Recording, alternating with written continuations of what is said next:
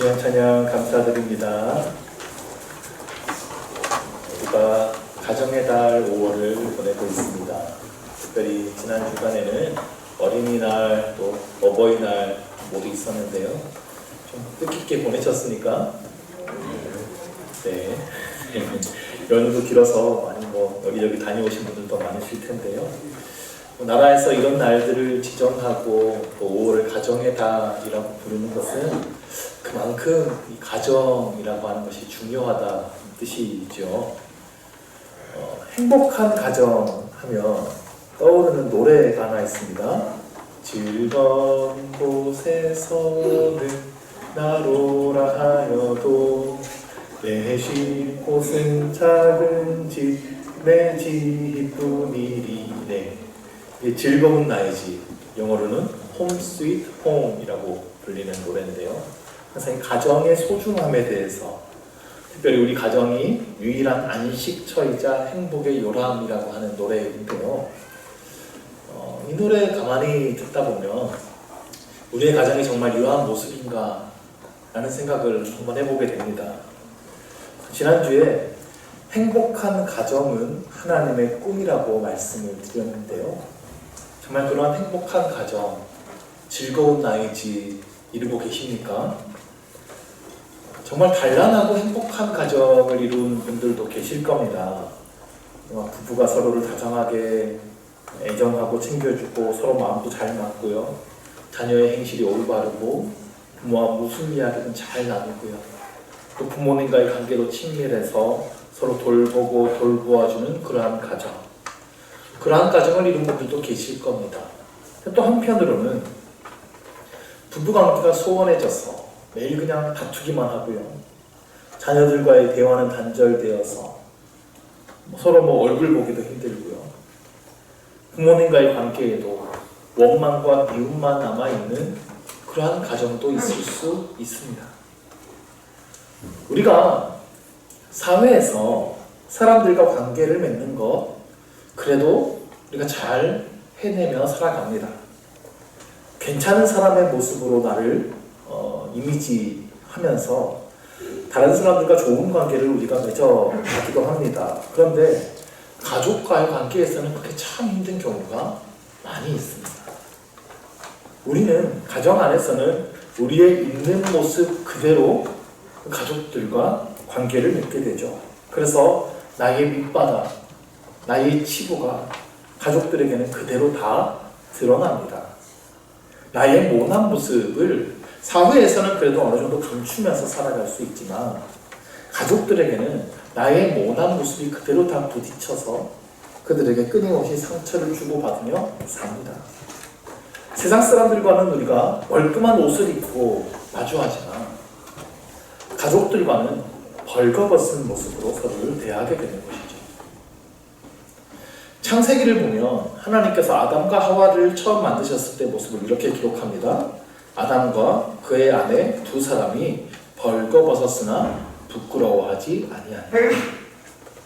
가족 벌거벗은 모습, 그러니까 나의 가장 자연스러운 모습으로 서로를 대하게 됩니다.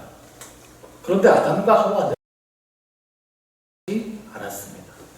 이 부끄러워하지 않았다라는 단어의 뜻을 자세히 살펴보면요, 당황하지 않았다, 당혹스러워하지 않았다, 경악하지 않았다, 낙담하지 않았다, 그리고 수치스럽게 느끼지 않았다, 이러한 뜻입니다. 결혼하신 분들 결혼 초기 때를 한번 생각해 보세요. 좋고 너무 기쁘고 그랬을지도 모르지만 또 한편으로는 서로 처음 보는 이 인간의 모습에 당황하지는 않으셨습니까? 세상에 이런 인간이 있나? 경악하지는 않으셨어요? 근데 아담과 하와에게는 그러한 모습이 없었다는 거예요. 타락하기 전에 인간은 서로의 모습을 그냥 자연스럽게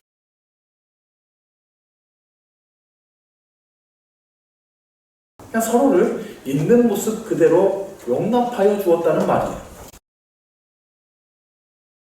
들어오면서 그 친밀한 관계에 금이 가기 시작했죠. 남자가 여자의 탓을 합니다. 그러느냐? 하나님이 주신 그 여자가 나와 함께 하신 열매를 저도 내가 먹었습니다. 이 얘기 듣는 하와의 세상에도 이런 인간이 우리가 함께 살아야 되는 거예요. 얼마나 상처를 받았겠습니까? 가족은 그렇게 서로에게 상처를 주고받게 됩니다. 살을 맞대고 살아갔기 때문에 나의 모난 부분이 그대로 상처를 입히게 돼요. 서로. 그래서 가족은 우리가 누구인지를 가장 잘 드러내는 거울이에요. 흔히 하는 말 중에 내가 원래 이러한 사람이 아니었는데 당신 만나서 내가 이렇게 됐다. 그 말이 사실일 수도 있는데 사실이 아닐 수 있어요. 원래 어떤 거예요? 잘 그냥 감추고 옷을 입고 살아왔던 겁니다. 이전에는 몰랐던 나의 진실한 모습을 가족을 통해 그 관계를 통해 마주하게 되는 경우가 많다는 것입니다. 가족은 내가 감추고 있던 나의 허식과 가면을 특별히 자녀들 보면 그렇지 않습니까? 이 자녀들이요 담는 게 아니더라고요. 성격과 않습니다. 자녀가 제 어릴 적 행동을 그대로 하고 있는 거 보면 깜짝깜짝 놀랍니다. 그런 모습을 보여준 적이 없는데 저희 약점과 단점을 아이를 통해서 그대로 다 보는 거예요. 희한하게 나쁜 건 그렇게 빨리 배워요. 좋은 건 잘 안 배워요. 정말 문제는 밖에서 사회에서 어느 정도 성이 있지 않습니까? 근데 자식이 하는 모습을 보면 아버지가 저렇게 했구나. 그걸 다 깎아먹는 거예요. 그래서 정말 제 자식을 다 하는데 어떻게 이런 자식이 나왔을까 할 때가 있어요.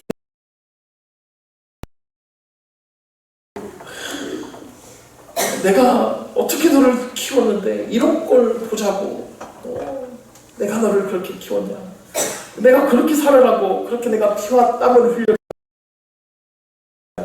이런 말이 나올 만큼 정말 답답하고 억울한 상황들이 생기는 경우들이 있죠.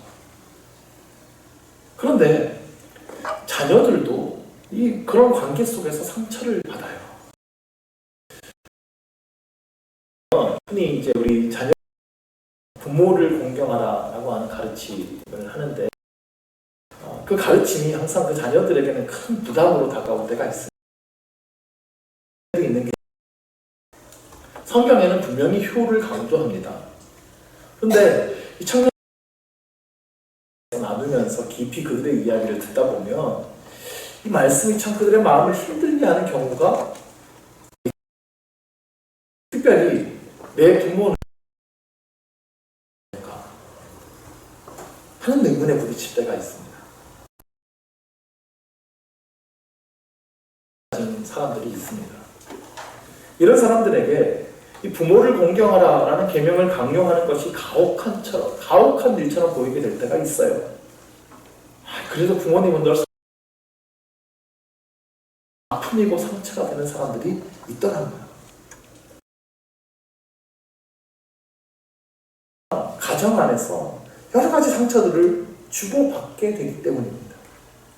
부부관계에서, 부모와 자식 관계에서 원치 않는 상처들을 주고받습니다.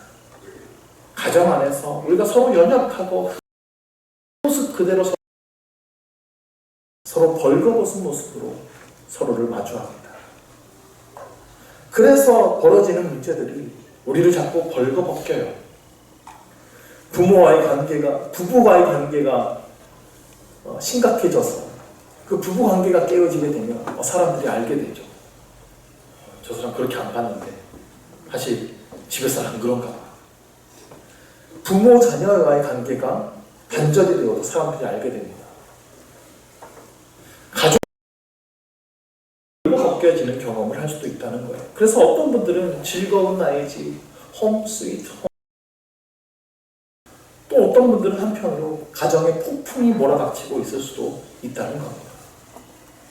자, 우리가 이러한 상황 속에 살고 있는데 가정에 대한 아름다운 이야기만 될 것인가?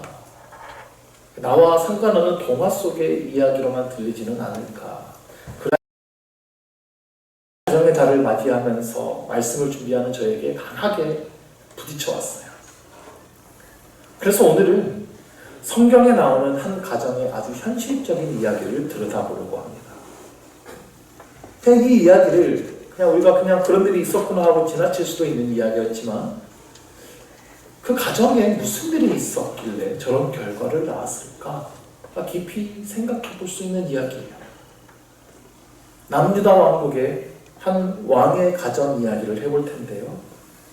히스기야 왕의 아들 므낫세의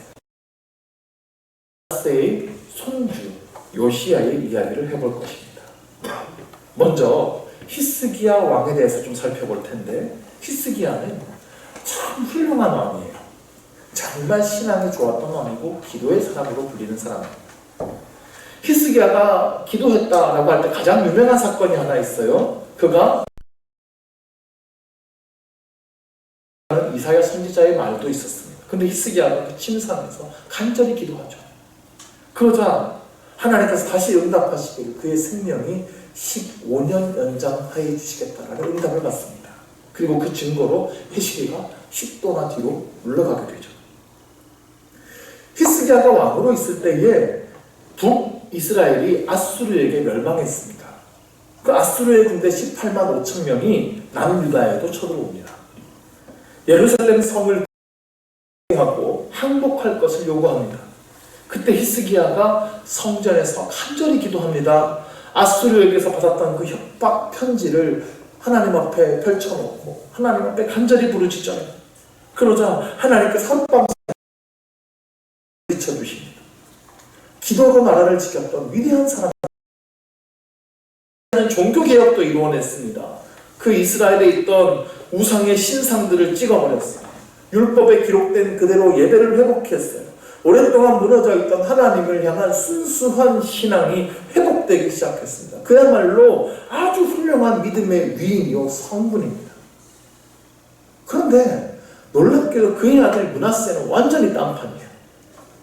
므낫세는 12살의 왕위에 올라서 55년간 나라를 다스렸는데 성경에 대한 므낫세의 평가는 가장 악한 왕이라는 거예요. 므낫세는 이스라엘 다시 산당을 세우고 우상을 세웁니다. 바알과 아세라 우상을 섬기고 하늘의 1월 성신들을 섬깁니다. 심지어 성전에까지 우상을 세웁니다. 무당수를 신임하고 점을 치고 심지어 자기 아들들을 불 가운데로 지나가게 하는 이방의 풍습들을 따릅니다. 이거 완전 죽은 히스기야 입장에서는 한탄할 노릇이죠. 내가 너를 그렇게 키우지 않았는데 땅을 칠 노릇인 거예요. 그러면 왜 이렇게 선한 왕에게서 악한 아들이 태어날 수 있냐는 겁니다. 그 내면을 좀 살펴보려고 하는데 히스기야가요 25살의 왕이 되어서 29년간 통치했습니다. 그의 통치 전반부에는 나라가 매우 어려웠어요. 국제 정세도 어려웠어요. 나라가 망하기 직전까지 갔다가 되살아났습니다. 그리고 그의 나이 40세쯤 되었을 때는 건강에도 문제가 되어서 죽다가 살아났습니다. 그러니까 매우 모든 위기에서 그가 벗어난 뒤에 하나의 문제가 생깁니다. 남유다가 아수르에게서 벗어났다는 소문이 국제적으로 퍼집니다. 그리고 히스기야가 죽을 뻔했는데 죽을 병에서 살아났다, 고침받았다라는 소문도 함께 퍼집니다. 그러자 먼 나라 바벨론에서 축하 사신을 보내요. 바벨론은 당시에 아수르의 남쪽에서 떠오르고 있던 신흥 강국이었습니다. 그 바벨론의 왕이 많은 선물과 함께 축가 사절단을 예루살렘으로 보냅니다. 아마도 그냥 온 건 아닐 거고 우리가 함께 손을 잡고 아수르에 대항하자라고 하는 그 동맹을 맺고자 하는 외교단일 거예요. 히스기야는 그 바벨론의 사절단을 보고 매우 기분이 좋았던 것 같아요. 거의 망하기 직전까지 갔던 매우 약한 나라였는데 이제는 다른 나라에서 동맹을 맺자고 선물까지 들고 와서 찾아오는 그런 정도가 되었으니까 얼마나 그 기분이 좋았겠어요. 바벨론의 사신들에게 보여주지 말아야 할 것들을 보여주게 됩니다.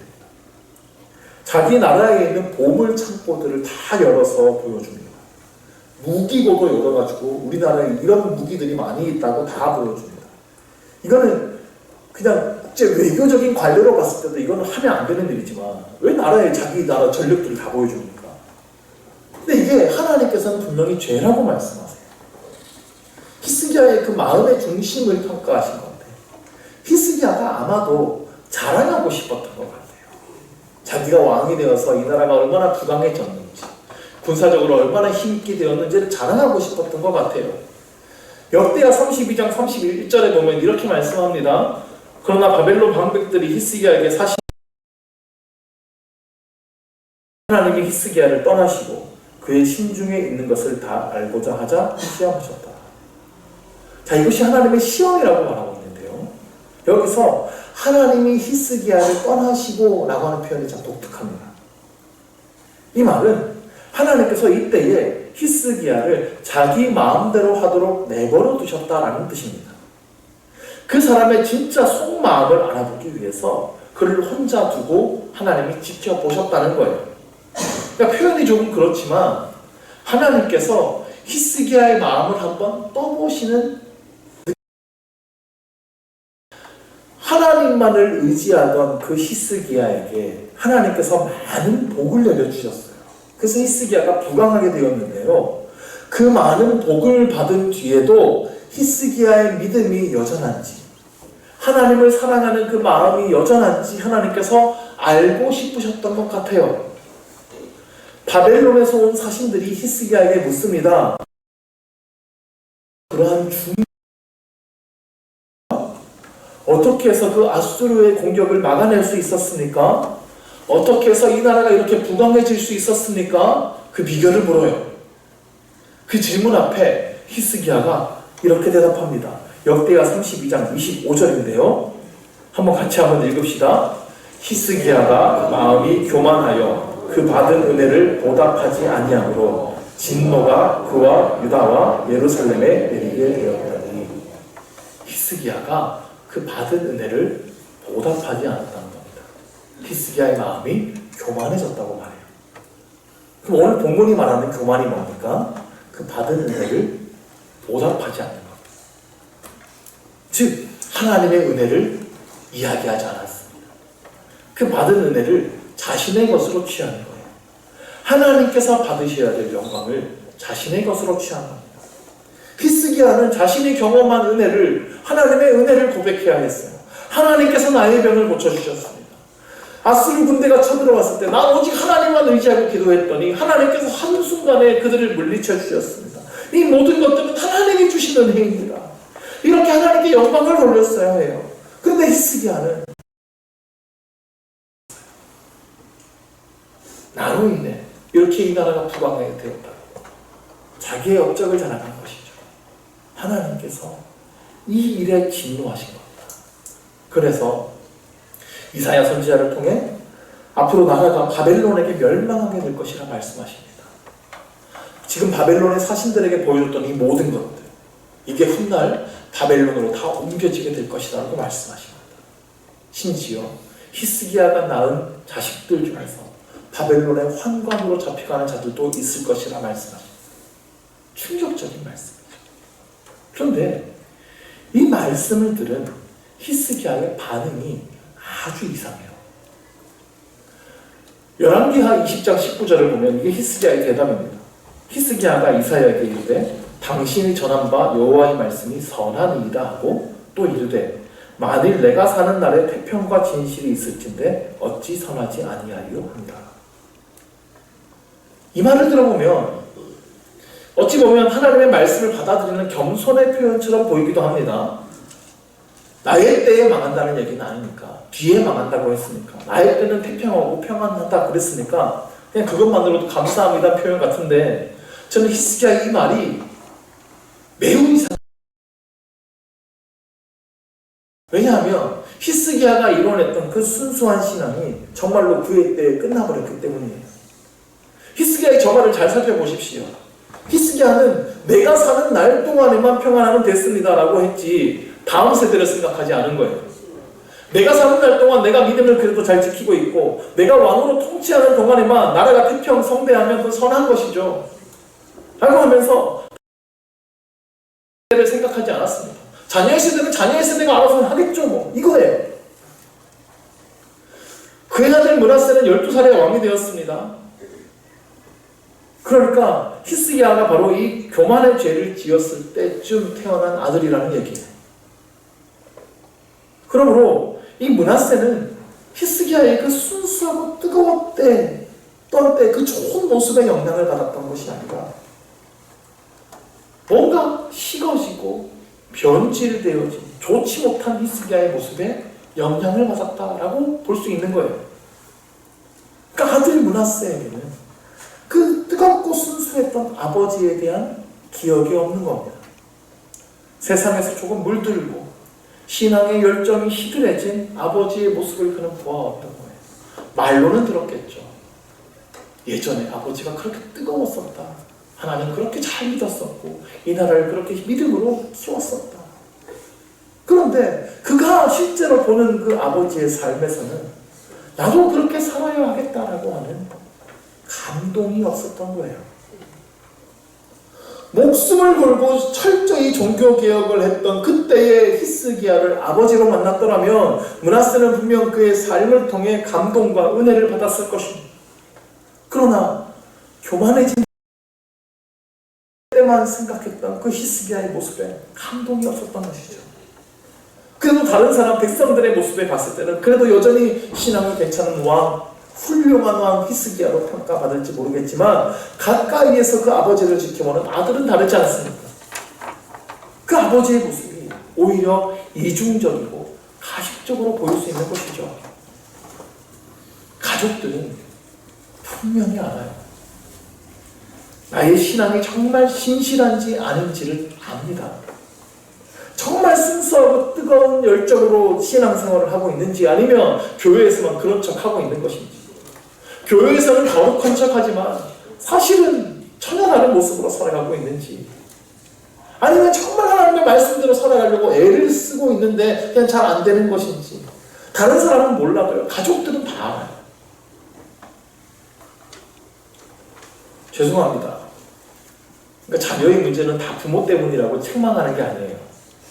가족은 부모든 자녀든 누구든 부부든 어쩔 수 없이 서로 영향을 주고받아요.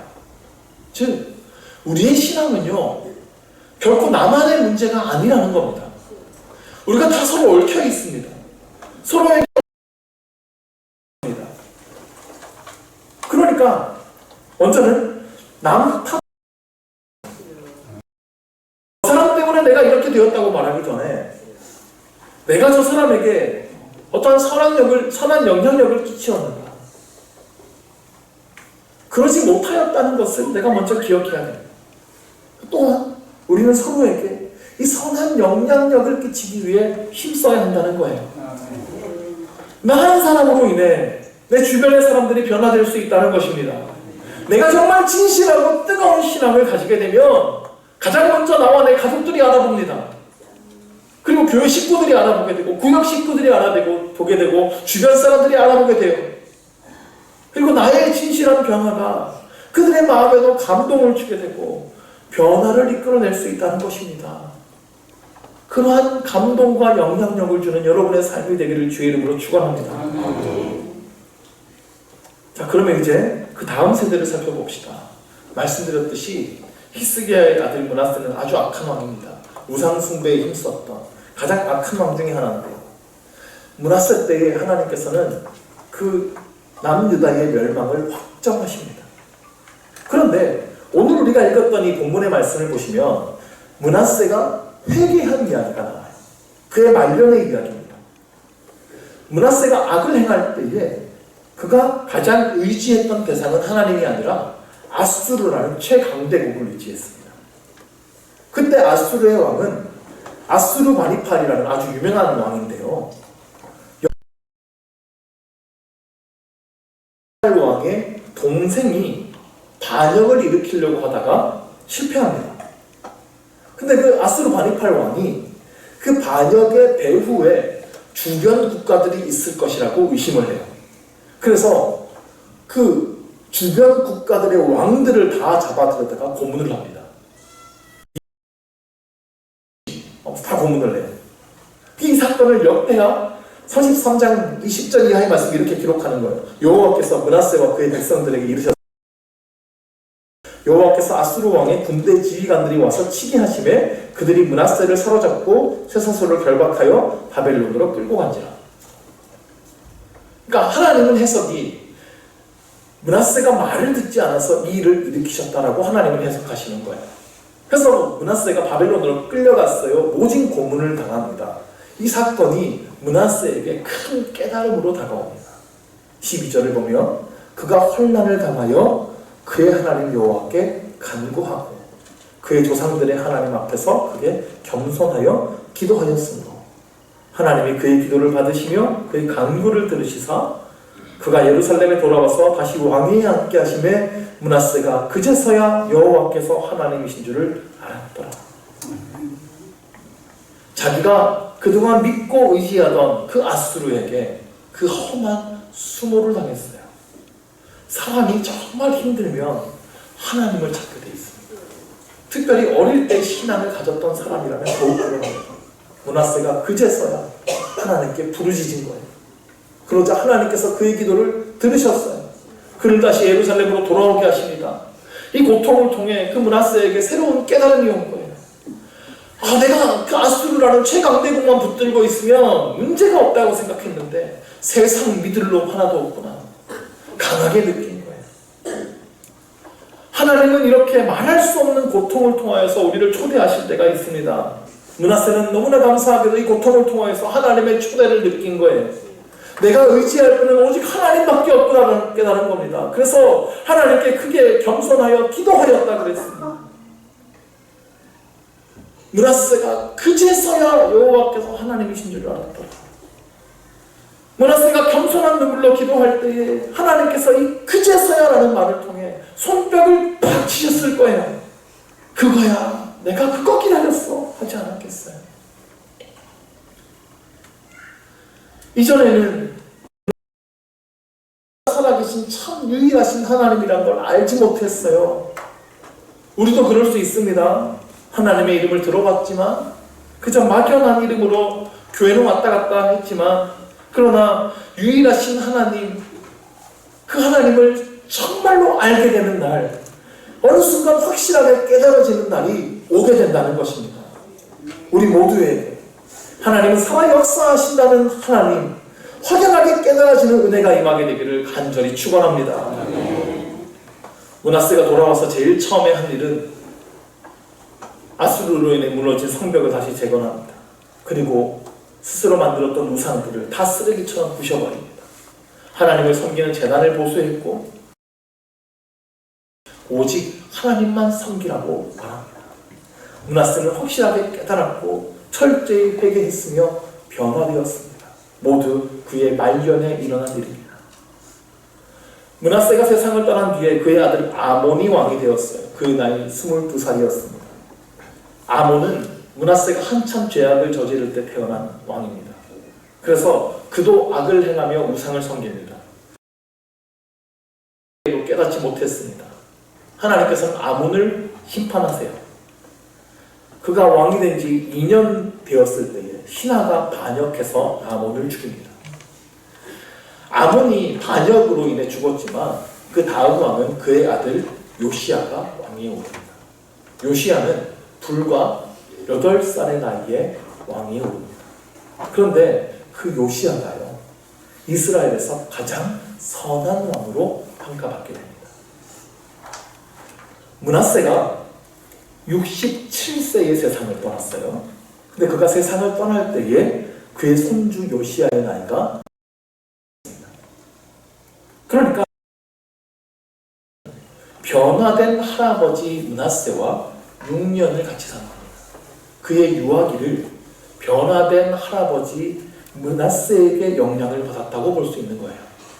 므낫세가 그 자기 손주를 어떤 마음으로 기억했어요? 다 큰 아들 아몬은 자기 말을 듣지 않지만 내가 이 손주 요시야만큼은 정말 이 믿음으로 키워야겠다. 하나님 앞에 철저하게 회개하고 그 돌이킨 그 마음을 가지고 손주만은 나와 같은 길을 걷지 않기를 바라는 그 간절한 마음, 하나님의 말씀과 교훈으로 그를 가르치지 않았겠습니까? 다 큰 아들 아몬은 변화받지 못했던 아버지 므낫세로부터 영향을 받았다며 손주 요시야는 변화된 할아버지 므낫세로부터 영향을 받았다고 할 수 있는 거예요. 그래서 이 므낫세는 전체적으로 매우 나쁜 왕이라고 평가되지만 결국에는 진정한 회개의 열매를 맺었다. 그리고 손주 요시야의 인생을 통하여서 그가 다시 일어나게 되었다고 말할 수 있는 겁니다. 하나님 안에서 너무 늦은 때는 없어요. 언제가 우리가 예수 그리스도 앞에 겸손히 무릎 꿇는 그때가 새로운 우리가 완전히 좌절했을 때 나는 늦었다라고 생각될 그때가 예수님을 만나 변화될 적기임을 믿으시기 바랍니다. 이 사실을 믿고 우리 자녀들을 위해 포기하지 말고 기도해야 합니다. 언젠가 하나님께서 그들을 감동시키시고 깨닫게 하시고 변화시켜 주시기를 기도해야 합니다. 그 놀라운 은혜의 날들이 우리에게 찾아오게 되기를 주의 이름으로 축원합니다. 자, 그럼 마지막으로 우리가 믿음의 먼저는 변화된 삶으로 본을 보이십시오. 말보다는 삶으로 보여주는 것이 훨씬 힘이 강한 것입니다. 물론 우리가 삶으로 본을 보인다는 게 참 어려운 일이에요. 남에게 본을 되는 삶을 우리가 살고 싶죠. 잘 안 되는 거 어떡해요? 그런데요, 여러분에게 성인 분자가 되라는 말이 아닙니다. 우리는 완전할 수가 없습니다. 부족함 많고 흠 많은 인간에 불과하죠. 저도 부모이지만 제 아이에게 제가 존경의 대상이 될 수 있을까 생각하면 정말 두렵습니다. 본이 되는 삶을 살 수 있을까? 지금이야 아빠라는 존재가 커 보이겠지만 점점 자라면서 아빠의 자금을 알게 될 텐데 실망하지 않을까? 많은 걱정이 되죠. 중요한 것은 진심이에요. 흠 많고 부족한 건 맞아요. 그런데 그냥 그렇게 흠 많고 부족한 대로 사는 게 아니라 하나님의 말씀을 따라서 변화되기 위해서 힘쓰는 모습, 하나님의 말씀대로 살기 위해 애써가는 그 모습, 저에게 있다면 그 진심이 분명히 닿게 될 것이라고 믿습니다. 부모의 신앙이 완전할 수는 없어요. 그래도 감동이 있어야 되는 거예요.